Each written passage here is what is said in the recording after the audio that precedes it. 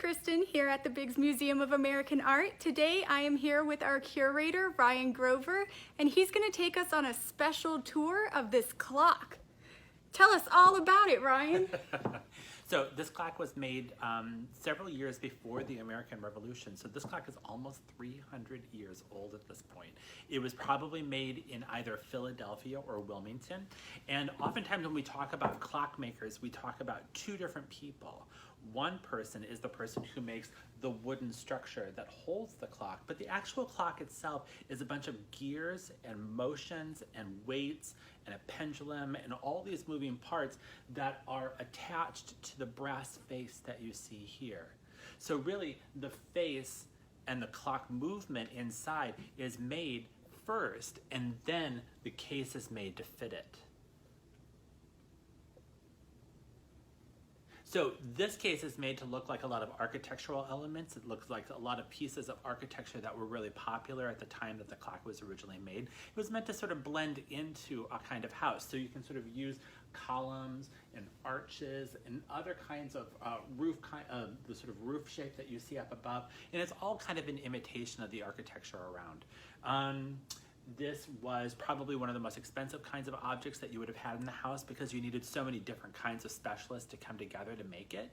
And the people that were probably most likely to buy this clock initially were people that were like sailors, people that were like merchants that were depending on boats to come into port and to take goods back and forth from different cities. So these merchants hoping to be able to know just when their ships would be able to arrive, and they would use clocks to be able to that time.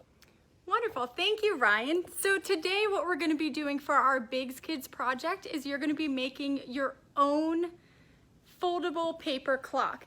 Now below us on your screen you'll be able to see an image that you can print out and use to make your clock.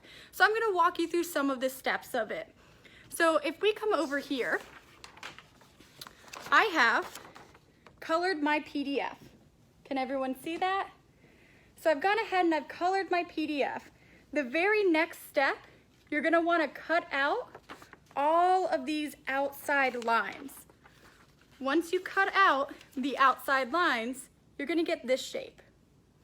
Now, what's super special is you need to make sure that you cut out this fold right here, and the ones on the bottom.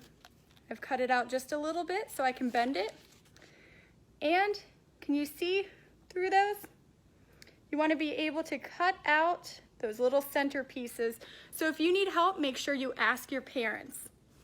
The next thing you want to do is on all of these lines, you want to start folding it. So the little folded corners, and you just kind of want to fold anywhere you see a line. And what's going to happen is your clock is going to start taking shape. Once you have it all folded, you're going to get your glue stick and you're going to start folding and gluing the little holds together. So that's these little white spots here. So if we look at our project again, it's these little areas that don't really look like they belong in a clock. That's where all of your glue is gonna go. And you're gonna fold it over and make your own foldable clock.